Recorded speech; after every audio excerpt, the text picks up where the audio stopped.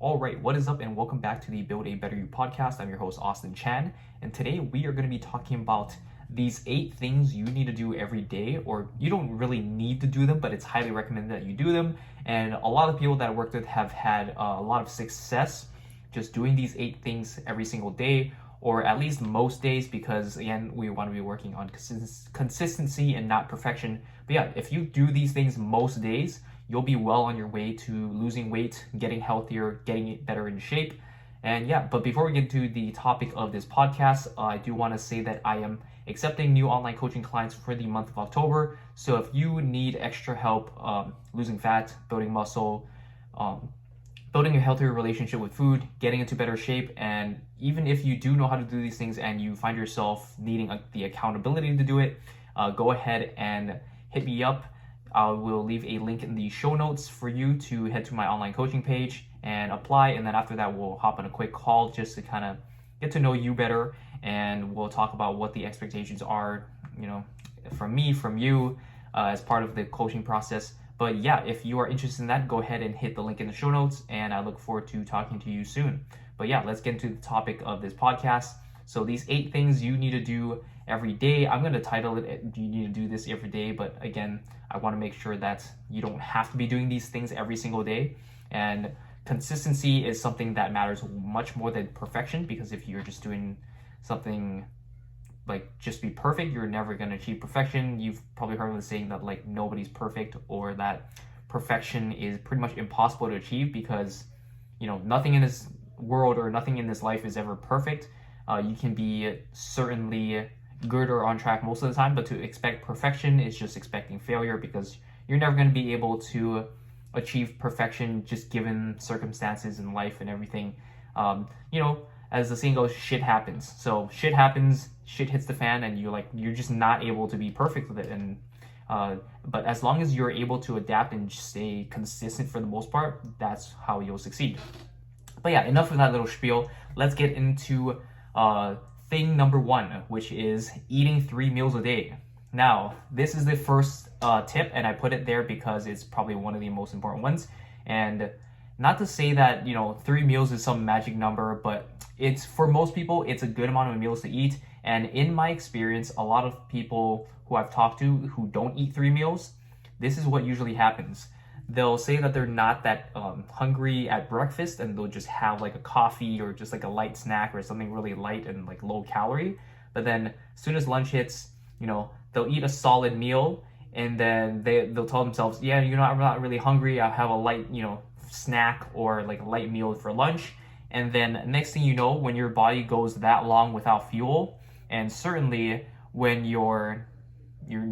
mentally you're done with all the stresses of the day. Usually you get your work done throughout the morning and you don't really have time to think about food. But as soon as you get home, that's when it really hits. That's when it really kind of cascades, and that's kind of where that snowball effect builds throughout the day. And really at night is when it hits, because that's when you're done with all the stresses for the day and you don't want to think about anything else that's like even more stressful, like cooking, preparing, trying to cook healthy and trying to prepare healthy food, and really thinking about like good nutrition in a sense.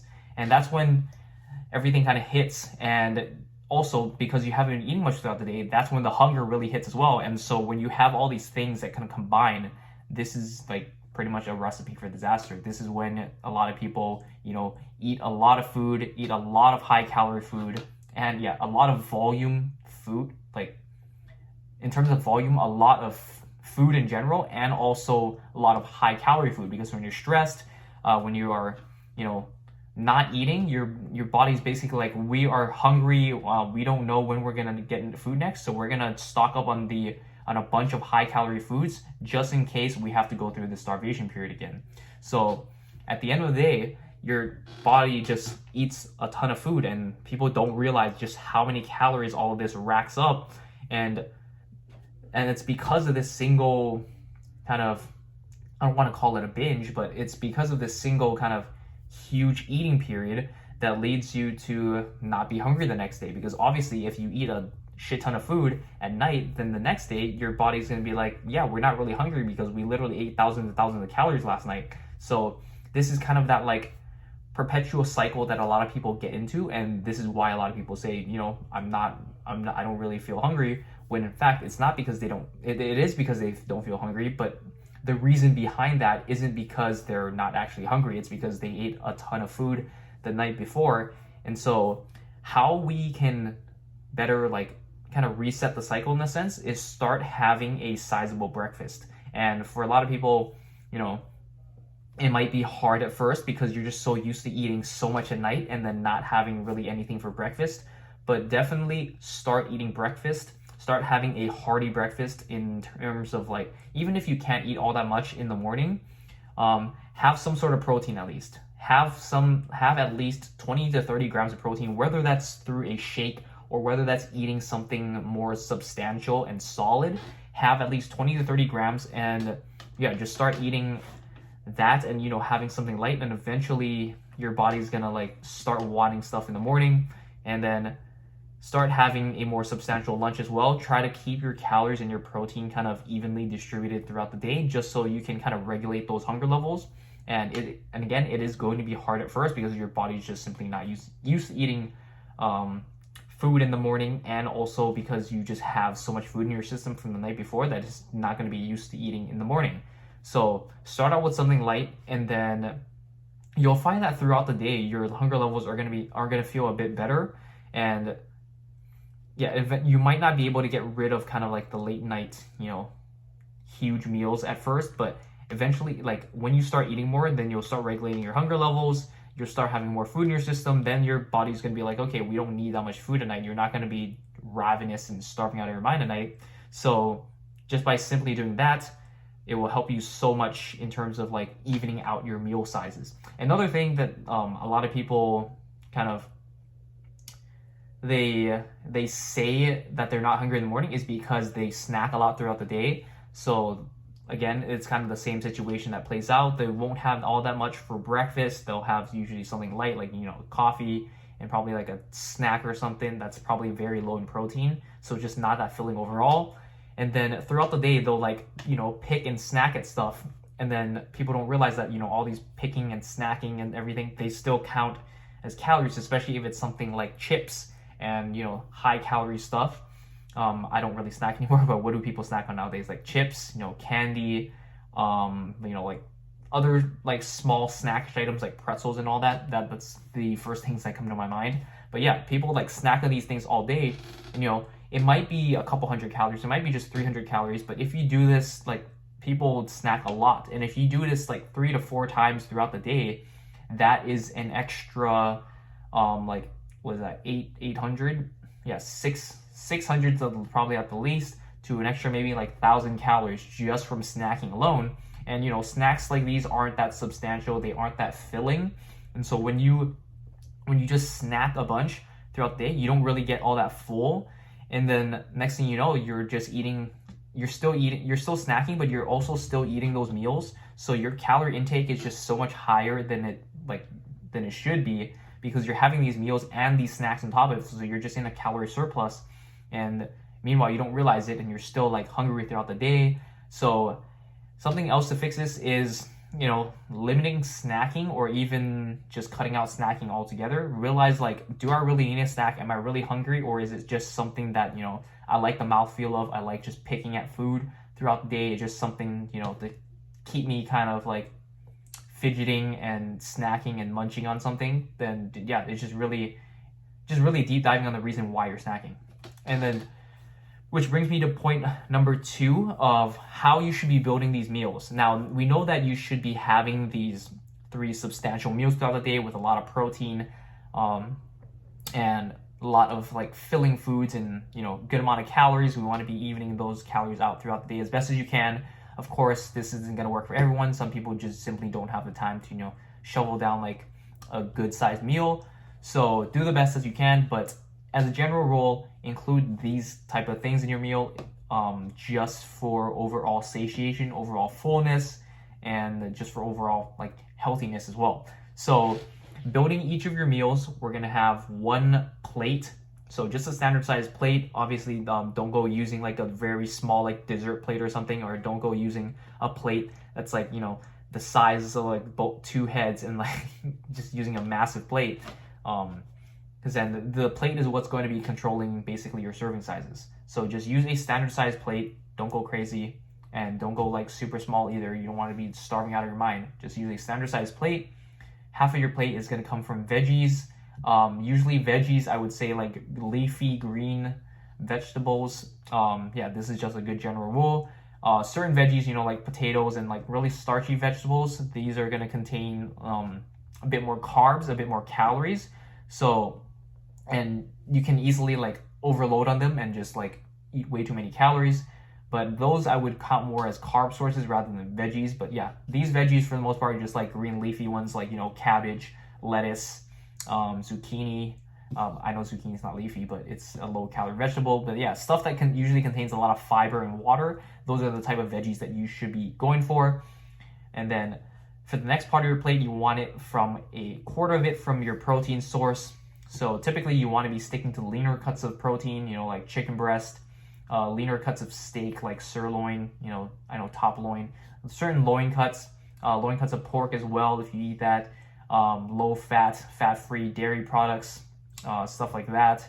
A lot of vegetable protein sources are good as well. They're on the leaner side, so they don't contain too many calories from fat. And that's not to say that fat is bad, but fat just contains a lot of calories. And, you know, having a little bit of fat here and there goes a long way. So definitely just watching your fat intake rather than like, you know, cutting out fat altogether. So yeah, quarter of that from your lean protein source. I mean, you can have fattier cuts of protein, just know that they will contain more calories and less protein, and protein is going to be, and just having more protein is going to be a bit more filling. And then the rest of your plate is going to be from your carbs and fat sources. And as we all know, carbs, especially when it's combined with fats, taste very good and it's very easy to overeat on. So this is why we build that quarter of the plate, but we're also not overly restricting to the point where we're just cutting out all of our carbs and fats, because we need carbs and fats. Those are essential for overall health, overall performance, and just overall, you know, adherence to the diet. Because let's be honest, people who say they like cutting out carbs, I don't think they really do. So yeah, this is just for overall balanced meal. And then something else to consider in including, I guess, in one of your meals or just throughout the day, is having one BAS. And BAS basically stands for big ass salad. So just having one big ass salad with a lot of green leafy vegetables, a lot of fibrous, watery, these filling vegetables are, yeah, because let's be honest, if you had like a huge salad every single day, you'd be so full. And salads are generally low calorie, as long as you don't use salad dressing like an asshole. You know, don't go like dousing your salads or like completely soaking them in like ranch dressing, because that's going to contain a shit ton of calories. But, you know, as long as you use dressing in moderation and really keep it to like a good, you know, portion that you can have like a little bit of dressing on your salad so you can taste it, but not so much that you're completely drenching it and you're just adding like 500 calories to your salad, which kind of defeats the whole point of having a salad. But yeah, having just one big ass salad every single day is going to help you a lot in terms of, you know, keeping yourself full, keeping yourself satiated, and, you know, no one has ever had too many vegetables, let's be honest. So yeah. And then on to the next point, that we covered meals. Now let's talk about snacks. So I do want to say, you don't have to cut out snacking altogether. Personally, I don't really snack anymore because my meals are just substantial, and I've never, I'm lying. I used to be like kind of a big snacker, and that was because I didn't really have these big substantial meals. But yeah, so for the most part, for a lot of people, when I recommend them that they have these bigger and more satiating and more substantial meals, they'll snack less. But for some people, they just love snacking and it's something they can't really put down. So if this is you, if you just love snacking and you just love munching on stuff, then I would recommend that you, rather than just cutting out snacking altogether, because when we're making diet adjustments, we want to be making these small changes that closely resemble your current diet as much as you can. We don't want to go completely opposite way, because for a lot of people, when you do that, that leads to you know, non-adherence, and ultimately leads to people to give up and not be able to reach their goals. But, you know, there are going to be like a specific few of you who might be able to just like completely turn your life around and make these huge changes and be able to stick with them. But by and large, people generally want to stick to something as close to their current diet as they can, just for sustainability and to be able to adhere to their diet for the long term. Because people aren't able to make these massive changes, and the more massive you make it, the more likely you're going to be stressed out and just overwhelmed and not be able to make the long-term lifestyle changes. So with that being said, if you're someone who just like literally cannot get rid of snacking, then I would recommend, rather than getting rid of it, cut it down to 2 to 3 times a day. Because for a lot of people, if they really sat down and counted how many times they snacked, it's well over like 4 or 5 like times a day. Especially if you're munching here and there, and if you have a lot of snacky kind of foods in your house, that could be a big problem for a lot of people. So rather than just cutting it all out, limit it to 2 to 3 times a day. And here are some general rules for these snacks that we're having. So each snack should be about the size of the palm of your hand. And this is just, it's just a decent size to be snacking, because a lot of people, what they'll do is that they don't portion out the snacks. And, for example, if you have like a family-sized Lay's bag and you're just sitting there and you're munching on it, next thing you know, you finish the entire bag, and an entire bag is well over 1,000 calories. So really trying to limit the portions can really help people with portion control with snacks especially. And also like just simply paying attention to how much like food that you're eating. Like you'll soon realize that you probably don't need that much, and a lot of it is because the convenience of having a huge like snack right there, like for example that Lay's party size bag, just having that readily like accessible like right in front of you is very easy to overeat on. However, if you like limit the amount of portion like in a bowl, and then you put away the bag of chips, and then you'll find that you're like, okay, it's kind of a hassle. I don't really want to go and pour myself another bag. And if you really do want to, then go ahead. But it's just kind of having the extra step in there. And you'll realize that, most of the time you don't really need to go for the extra serving or just like have a handful more. You'll realize that you're good with that like small. It's just enough to kind of satisfy your cravings, to satisfy, that really just that mouthfeel of wanting like to snack on something. And next rule, kind of rule for snack would be, it's bonus points if your snack is some sort of protein, veggie, or fruit. Because like I said, these things are very filling and satiating. So these are just extra bonus points, because you shouldn't really treat them like a snack, even though they will contain some calories, but in general, they contain better calories in a sense. These are going to be a lot more like bang for your buck in a sense, in that you get more out of these snacks in terms of fullness, in terms of just nutrition in general, rather than, having like chocolate or candy or chips. But yeah, these are always a bonus, and that's not to say you should only be snacking on these things, but more often than not, if you do snack on these things, then those are bonus points for you, and you can still snack on the less kind of nutritious stuff. But yeah, just paying attention to calories and really making those swaps whenever you feel like it's really all about making those educated swaps, like knowing what your body really needs at a certain point, because no one can really answer that question for you. Like if you haven't had chips, you haven't had chocolate in a long time, and you really want them and you can fit that snack in your budget, then have it. But if it's something that's like you're having every single day and it's like just a part of routine, like question like, do I really need this, or is it just because I'm in kind of this habit of having it every single day? And maybe I could then rather than just snacking, I could just have like some protein, veggies, or fruits as a snack instead, because I don't really want this. Okay, now that we covered snacking, we're gonna go to this point number 4. Drink 3 bottles of water a day. Obviously this is oversaid. Water, obviously drink a lot of water. No one has ever said like, don't drink too much water, be careful with too much water. But yeah, so yeah, just drink 3 bottles of water a day. And there's nothing special about drinking 3 bottles of water. It's just the fact that 3 bottles of water is a good amount for a lot of people. What is that, like? I think a bottle of water is probably like 12 ounces. That's like 36 ounces of water. So it's just a solid amount of water, and it's just a good reminder for a lot of people to drink water. And as you kind of build that routine, when you just have water readily accessible, it just helps you kind of drink more. Water also helps keep you full. It's 0 calories, so what's not like about it? And also hydration is such a huge thing. I wouldn't say you can never be too hydrated, but I would also say that a lot of people are definitely underhydrated. So just telling people to drink more water, that's always a plus. And yeah, in terms of fat loss, helps keep you full, helps keep you hydrated so that you don't want to like eat and snack a bunch of things just for the sake of like trying to quench your thirst. All right, and yeah, that was short and sweet, and we're gonna go ahead and talk about activity now. This one doesn't really have anything to do with diet. I know that diet is very heavily emphasized in terms of weight loss and fat loss, but yeah, this one doesn't really have to do much with diet, but just overall activity. Like a lot of people, when they think about losing weight, they think about hopping on the Stairmaster or hopping on the elliptical or hopping on the treadmill. But one of the most underrated things for weight loss is actually walking, because walking is very low impact.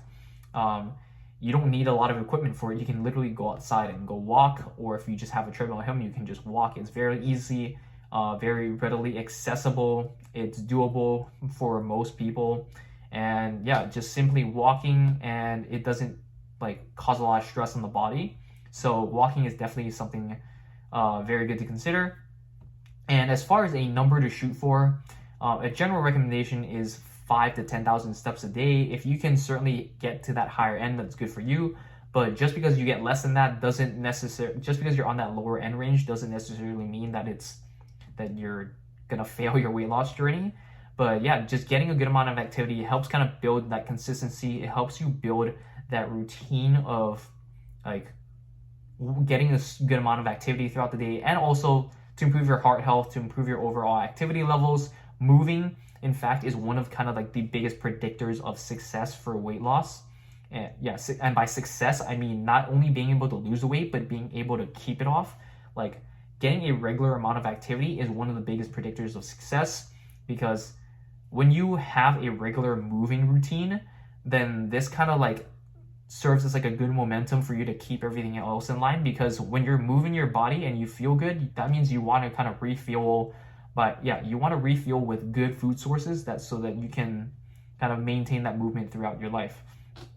Because rather than like solely focusing on diet, which is like really hard for a lot of people, like having some sort of movement routine can definitely help you kind of set that momentum for everything else.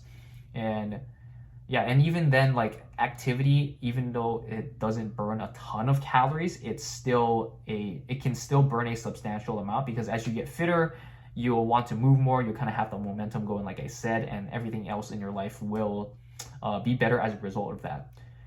All right, so that's it for walking. Next point, we are going to be talking about limiting liquid calories, back on the diet stuff. So limiting liquid calories, and this includes stuff like soda, juice, alcohol, things that contain a lot of calories, and it's just basically stuff you drink. And one of the main reasons why I include this point is because, you know, a lot of people don't count the stuff they drink as calories. Like we don't think of that off the top of our heads because it's just something we drink. It just passes through your throat and your system so easily that we don't think it's something substantial and something that should count.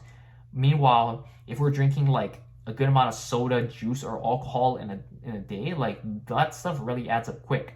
And like people, like especially people who enjoy beer, wine, and soda, like you have one serving of that, that's like 100 something calories. And when you do that multiple times a day, this easily adds up to like several hundred throughout the day, or even in like one sitting, and people just don't realize it because they're just like slamming back a bunch of these drinks, and all these calories, they add up and they go somewhere, and typically they go to our fat stores, which is why a lot of people, you know, wake up one day, it's like, oh wow, I gained all this weight and blah blah. So yeah, limiting liquid calories, and once you kind of start realizing that, then you'll be able to like easily cut out several hundred calories throughout your day. And when you do this like every single day, this can add up over the course of weeks and months, and you can just easily lose a bunch of weight just like that, and you know, just by cutting out like one single thing. And again, this is not to say that you can never have liquid calories again. It's just being aware of the calories, and this is probably the biggest point.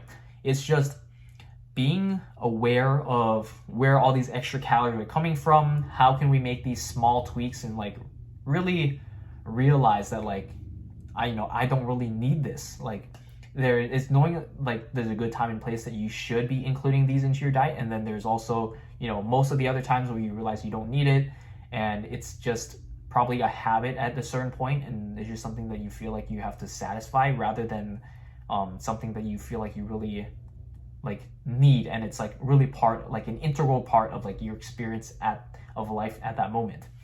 So yeah, limiting liquid calories.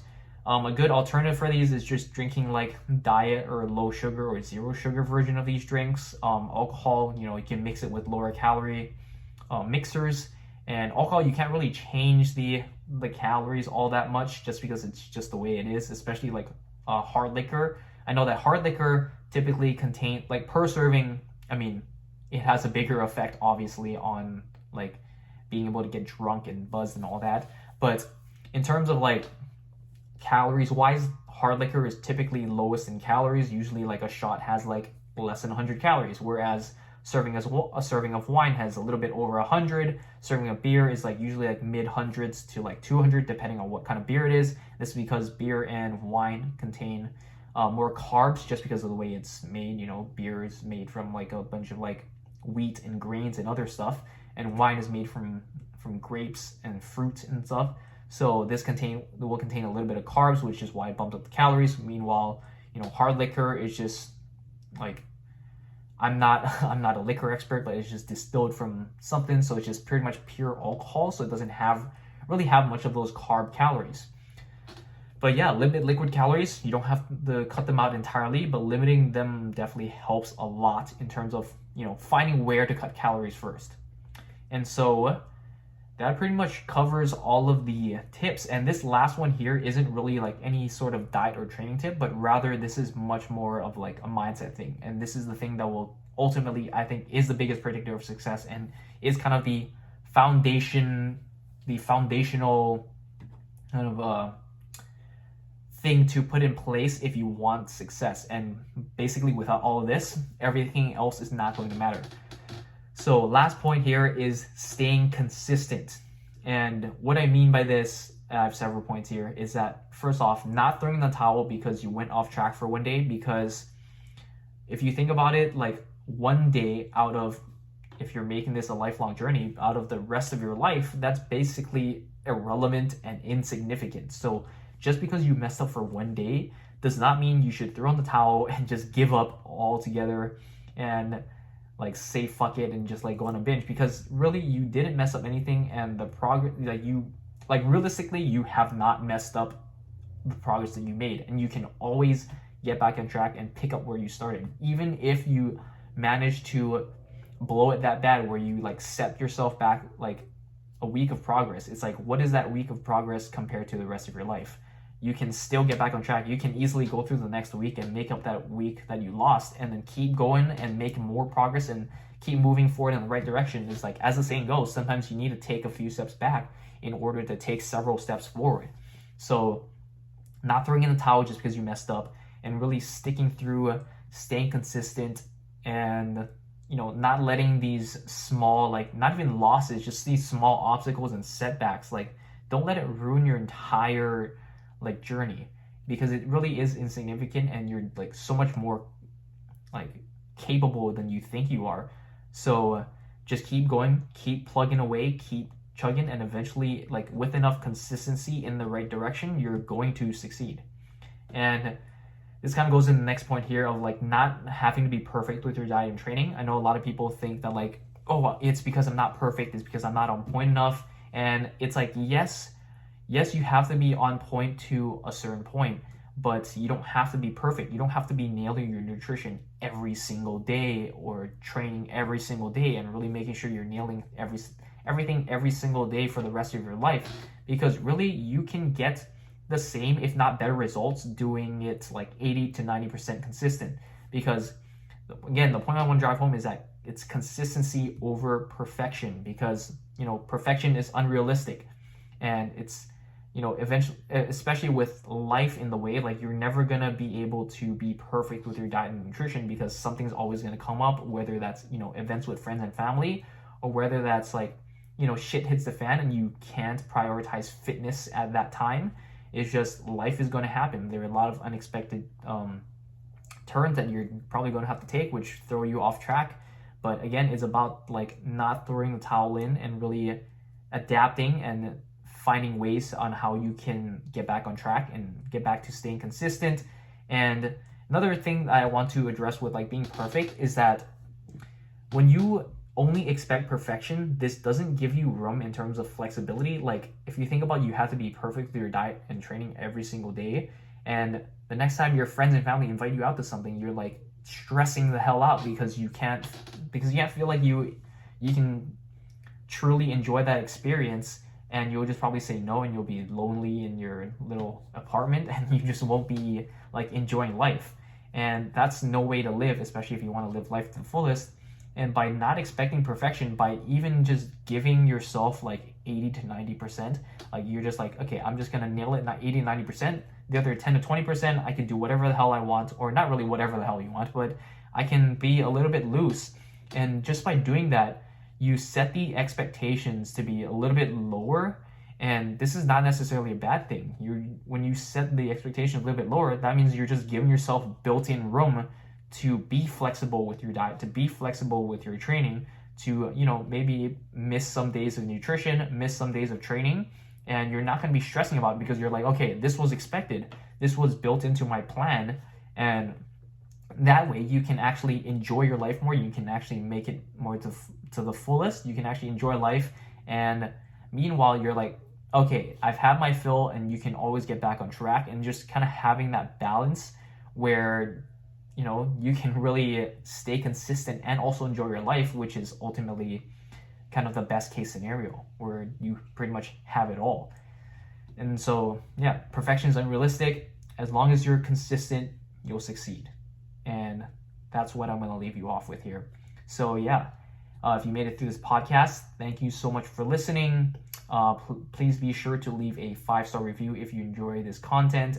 Leave a written review if you can. That definitely helps me know that the reviews are actually done by a real person, and it definitely helps me get some feedback in terms of like what type of content you like that I am making, what type of content you want to see more. But yeah, and if you do want to work with me, go ahead and click the online coaching link in the show notes. But yeah, thank you so much for sitting through this and listening to me ramble on about this. But yeah, thank you so much for listening again, and I will catch you in the next one.